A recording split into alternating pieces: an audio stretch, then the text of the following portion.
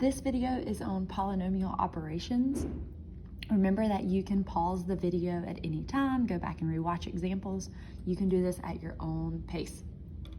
So number one is asking you to add them. When you are adding or subtracting, then you need to combine like terms. So on number one, what is a like term with 20x squared? It is negative 19x squared. 20 plus negative 19 is 1x squared, so you don't put the 1. Then we're done with those two. 15x is like terms with 17x, which gives you 32x, and we're done with those two. And then 13 is a like term with 5, which gives you 18. This is your answer. There's nothing more you can do to that. Number two, what is a like term with 9x to the 6? Well, there's nothing else that has an x to the 6, so you drop it down. Then you can mark it out because you're done with it.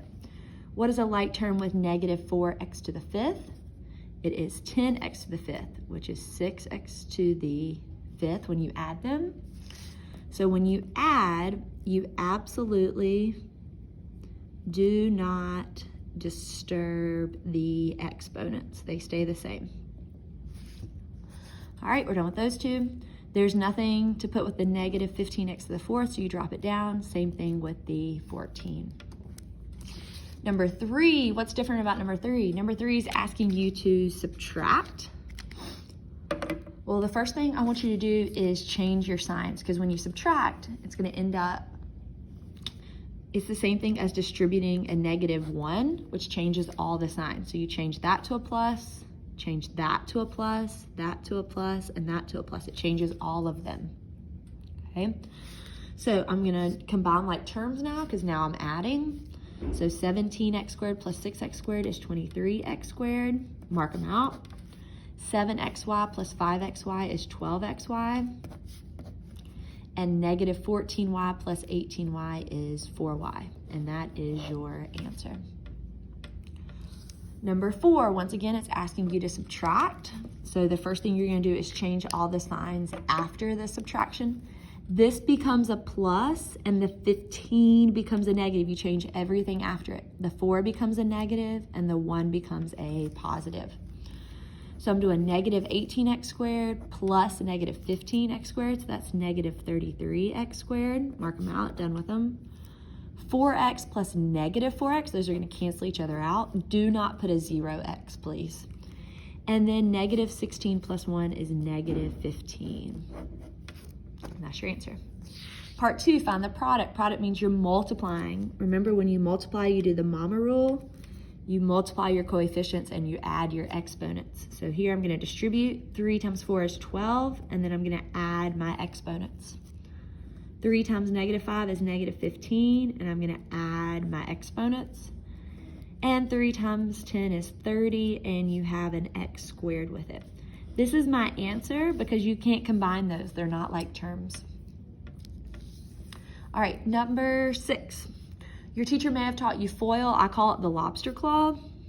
You do 3x times x, which is 3x squared, because you're adding your exponents. Then I'm gonna do 3x times 5y, which is 15xy.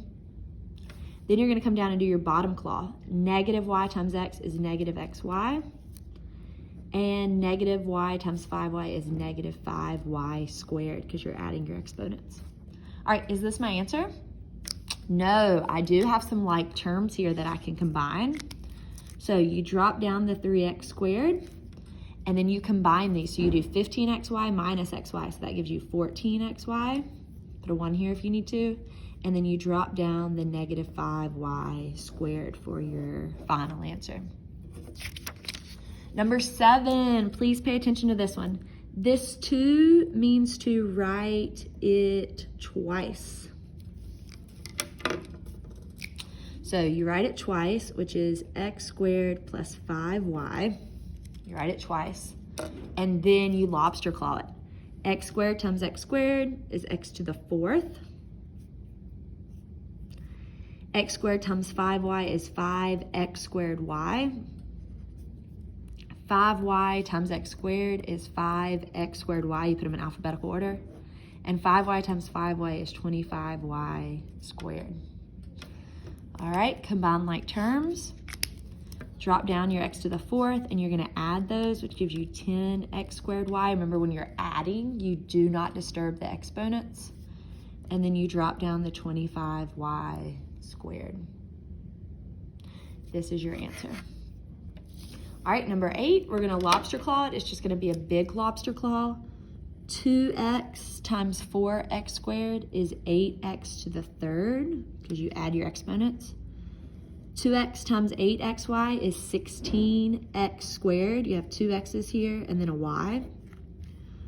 2x times negative 2y squared is 2 times negative 2, which is negative 4. And then you put it in alphabetical order, x, y squared.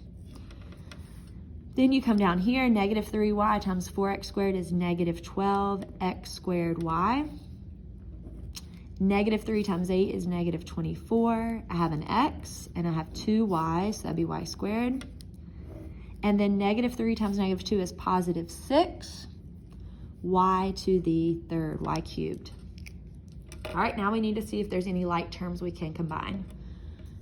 So 8x to the third, there's nothing that just has an x to the third, so we're gonna drop it down. So 8x to the third, we're done with that one. Is there anything else that has an x squared y? Yes, there is, it's right here. So we're gonna do 16 minus 12, which is 4x squared y. And then negative 4 minus 24 is negative 28xy squared. Remember, you don't disturb the variables when you're adding. And then you drop down your 6y cubed. So that's your answer. Number 9, you are dividing. Remember, when you divide, it's the DS rule. You divide your coefficients and subtract your exponents. So 15 divided by 3 is 5, and then you would get x to the fourth plus 3x squared minus, those cancel. 3 divided by 3 is 1. So your answer is 5x to the fourth plus 3x squared minus 1. All right, word problems. Find the perimeter of a square if one side of the square is 2m squared plus 6m. Perimeter means to add all sides. So this is one side of the square. Well, what do you know about square? All 4 sides are the same. So you could add 2m squared plus 6m, 2m squared plus 6m, 2m squared plus 6m. You could add all 4 sides. Or you could take a shortcut and multiply it by 4. So you would distribute your 4. So 4 times 2 is 8m squared. 4 times 6 is 24m. So that's the expression for the perimeter. All right, 15, find the perimeter of the trapezoid. Perimeter means to add all sides. So what can I add with 2a squared? I can add 4a squared. That gives me 6a squared. What can I add with 3ab? I can add negative 5ab, which gives me negative 2ab. And then 6b squared and 3b squared gives me 9b squared. 16, if the perimeter of a triangle is 10x plus 5y, find the measure of the third side. So this time they're giving you the perimeter, and you have to find the missing side. Well, the perimeter means you've added all the sides. So the total is 10x. Well, I have a 3x and a 5x. That gives me 8x. How many more x's do I need to get 10x? I need 2. If I look at my y's, 4y minus y is 3y, and I need to get to 5y, so that's going to be 2 more, which would be 2y. 17, the area of a rectangle is 30a squared b cubed minus 60ab squared plus 42b. Find the width of the rectangle if the length is 6b. All right, area of a rectangle. Area of a rectangle is length times width. So I have the area and I have the length. Well, how would you find the width? To find the width, you have to do the area divided by the length. To get the width, you have to do area divided by the length. So here's the area, and I'm gonna divide it by the length. They say the length is 6b. Remember, you divide and then subtract your exponents. 30 divided by 6 is 5. There's nothing to do with the a squared, so you put it with your answer. B cubed, and then b to the first, you subtract those, gives you b squared. Negative 60 divided by 6 is negative 10. A, there's nothing to do with it, so I put it down. B squared over B is B. And then 42 divided by 6 is 7. And your B's cancel there. So this is the expression for the width.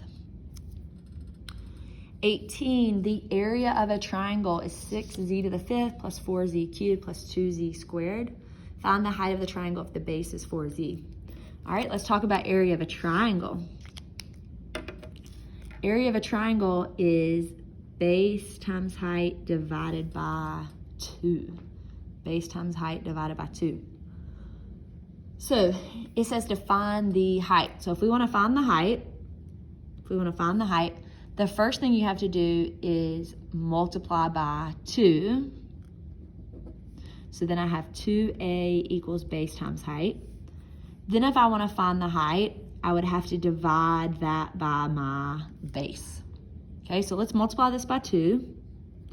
That would give me 12z to the 5th plus 8z to the 3rd plus 4z to the 4th. So that is, after you multiply by 2, you get that. And then, so we've done 2 times the area, and now we have to divide by the base to find the height. So the base is 4z, so I'm going to divide by 4z. So that leaves me with 3z to the 4th plus 2z squared plus 1z cubed. All right, last one. Find the volume of a cube if one side measures x plus 1. Volume of a cube is length times width times height. Well, they've only given me one side. Well, remember in a cube, the length, the width, and the height are all the same. So we've got to do x plus 1 times x plus 1 times x plus 1. All right, you're going to lobster claw the first two. So x squared plus x plus 1. And then you just drop down the other one for now. All right, I'm going to go ahead and combine like terms right here. So that gives me x squared plus 2x plus 1. And I've got to do the lobster claw one more time. So I'm going to do x squared times x gives me x cubed. X squared times 1 is x squared. Then I'm going to do 2x times x, 2x squared. 2x times 1 is 2x. I got to keep going now. I got to do 1 times x is x, and 1 times 1 is 1. All right, we'll combine like terms to get my final answer. So my final answer is x cubed. That just goes in my answer. Then combine like terms, x squared plus 2x squared is 3x squared. 2x plus x is 3x, and then plus 1 would be my final answer.